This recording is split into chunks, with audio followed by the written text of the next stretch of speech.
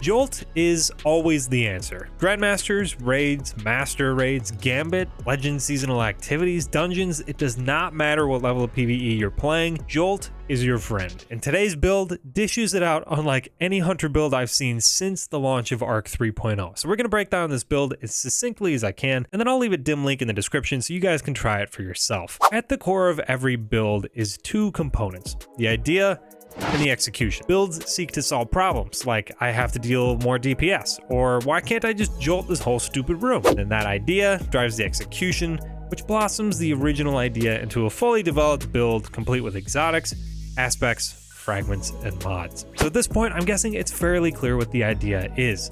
Jolt everything. Our goal is to maximize the uptime for as many avenues as possible that the hunter class allows you to jolt targets, and as it turns out, grenades will be our best friend. Now that we have a starting point, let's execute on the idea. Exotic armor and weapons are usually the crux of any good build in Destiny, and today is no different. Some of you may remember this exotic all the way back from Destiny 1. It's an old one, but somehow 9 years into this whole deal, it's still extremely relevant. Now, of course, on the very day that I'm editing this video, Bungie drops an article about exotics that are being adjusted for Season 22, and Lucky Raspberry was one of them. Instead of grenade chains granting energy, it's now dependent on how many times targets are damaged by the lightning strikes from Jolt. Hard to say at this point if that means it'll be better or worse, but either way, the regen will probably still be pretty decent considering it's like the whole purpose of the exotic, and you won't need to spec into discipline all that much since you'll have the exotic and ionic traces feeding back into grenade energy anyways. Now, some of you may be thinking that arc bolt grenades are kind of lame on their own, or even with Lucky Raspberry, they're kind of underwhelming, and I tend to agree with you.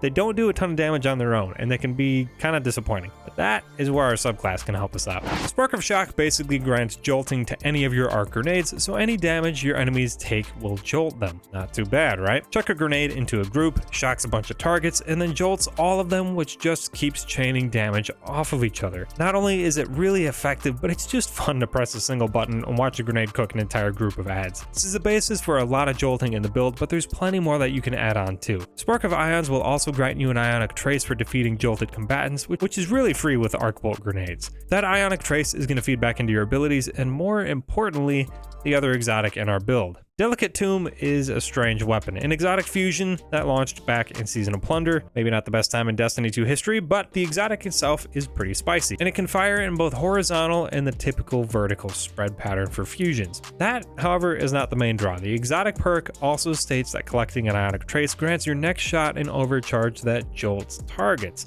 Not only that, but kills with the fusion rifle itself also have a chance to spawn ionic traces anyway, so your grenade will feed ionic traces back to you, but Delicate Tomb will also do that by itself. So already we can reliably jolt with our grenade, exotic weapon, and you can also use your melee. The Hunter aspect Lethal Current states that dodging will make your next melee attack jolt targets, and Lethal Current combined with Gambler's Dodge to restore your melee and Disorienting Blow is really nice. It's just another source of jolt and is a powerful close range option to save some special ammo, not to mention Blind is really good in PvE, especially high-end content. If you want to, you can even layer on top of that by using Spark of Beacons, which grants blinding explosions to your arc weapons while amplified, which I'm sure you can imagine is happening pretty frequently. If you land a couple of these kills, all these effects start to stack on, and it's just crazy the ad clearing you're capable of. This build really feels like Arc 3.0 fully realized. Now, speaking of amplified, before we move on, it couldn't be easier to become amplified, because if you add on Flow State, it grants a number of benefits, including amplification after defeating any jolted target, which, as you might guess, is happening a lot. At this point, we're really just getting started though, because next up is the artifact, and the stars really aligned for Arc this season on the artifact. Unfortunately, at this point, you only have about 2 weeks to actually mess around with this build in its current condition with the artifact mods, but hopefully by now you can already see that this build has everything to be a great build anyway. Doesn't need the artifact mods, it just takes it to the next level with those mods. Not even kidding, I wrote the script in week 2 of Season 21, but I just haven't had the chance to get it all done. Kind of bummed you guys don't have more time to play with this build with the artifact mods, but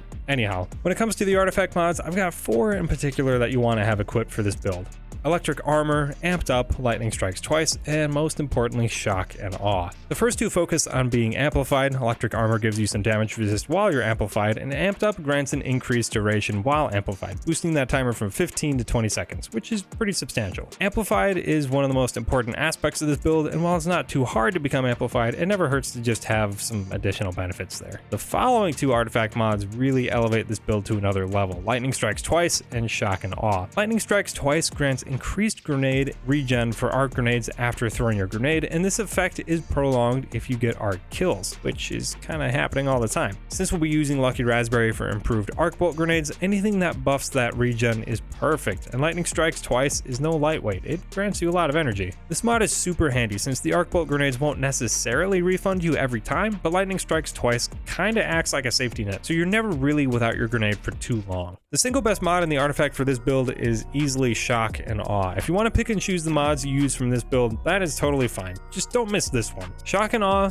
basically acts like Dragonfly plus Jolt, so anytime you're amplified and defeat a target with arc damage, it'll create a damaging burst of lightning that also jolts nearby targets. So you got the damaging explosion plus Jolt. It's amazing. If you weren't getting enough Jolt from the build before, then I really don't know what it's gonna take. You're constantly amplified, so almost everything you do at this point is gonna be jolting enemies. That's a really cool thing about this build. There's so much jolting going on that you can really sub some things out if you want to. If you don't have or you don't want to use Delicate Tomb, you could also use Centrifuge or even the Aikilos SMG with Volt Shot. That's pretty great too. Really use whatever arc weapon you want to. Circling back to Delicate Tomb though, if you don't know where to get it, you can pick it up at the exotic kiosk right here in case you forgot. Now you really don't have to be a hunter for this build to be fantastic. Warlocks with Fallen Sunstar or Titans with Heart of Inmost Light would probably have a fantastic time as well. Warlocks get that increased regen from the Ionic Traces, Titans get all their abilities buffed with Heart of Inmost Light. Both of these classes would benefit really nicely for this build. So it is a little bit preference based, but I really like the way that hunters can just chuck those arc bolt grenades and it spreads Jolt to so much of the room all at once and even refunds the energy. So before we move on, I did want to just take a look at a quick few armor mods that give this build a little bit more potency. Some of these are a little bit more preference based, so it's kind of take it or leave it, just depends on what you want. Feel free to customize it the way you want. Personally, I'm going to be using for my helmet arc or harmonic siphon, so any arc weapon kills are going to drop orbs. Pair that with Spark of Amplitude for more orbs while amplified, and you'll have plenty of armor charge for the orbs that you're dropping and a decent amount of super regen as well. Which you don't want to forget either. Thunderous Retort increases your super damage if you cast it while you're amplified, so that's something important to remember too. Your super even does more damage in this build. So then I'd put on a special ammo finder and either Ashes to Assets or Hands On so you can get more super from either your melee or your grenade kills. Both are happening regularly, so it just kind of depends on what you want to do. If you buy the authorized melee mod from the artifact, then melee mods in general will cost less armor energy, which is definitely nice. Otherwise, if it's a different mod down in the future from the artifact, then feel free to run that. For the arms, I'd run Firepower or Heavy-Handed, so again,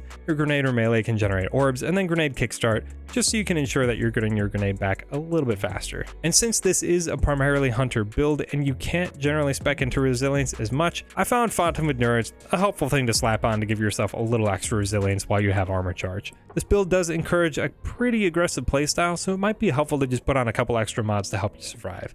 For leg armor, I'd do at least one Surge mod, maybe even two, and then one Scavenger. If you run an Arc Heavy as well, that'd be pretty nice so you can double dip on those mods and get benefits for more than one weapon. I really like running this build with Delicate Tomb and then my Adept Hothead. Being able to use one mod and get double dipping effects for the Scavenger is super handy, especially when you're kind of min-maxing your build for GMs or something like that. Lastly, for the class item, I ran two powerful attraction mods for ranged pickup for orbs. You're going to be dodging a lot, and it's kind of nice to be able to pick up orbs that you're not even close to. And then Time Dilation to extend my armor charges so I could use my surges longer. Reaper for guaranteed dodge orbs would also be a very good choice here. So that is just about everything. Lots of jolting, lots of blinding going on, super high ability uptime with Ionic Traces and armor mods feeding back into your abilities, and overall a super aggressive but really rewarding build that's fun to trash through low difficulty activities all the way through high-end activities. I was using this build just less than a week ago on one of my Grandmaster streams, and it was a pretty good time. It does struggle a little bit in certain scenarios. Grandmasters can be pretty tough, but overall, I was pretty happy with how it performed. I'll definitely have a dim link of this build in the description so you guys can quickly save it for yourself and tinker around with it if you'd like. If you make any changes to the build or just have a build you've been enjoying so far this season, definitely comment down below. I definitely love to hear you guys' creativity with builds and stuff. I really think it's one of the strongest aspects about Destiny right now. Build crafting has really come a long way from Outlaw and Firefly on Fatebringer, and it's fun to dive into them in these videos. So I hope you enjoyed today's video. If you did, don't forget to subscribe for more. I make shorts, I make videos, I even started doing live streams,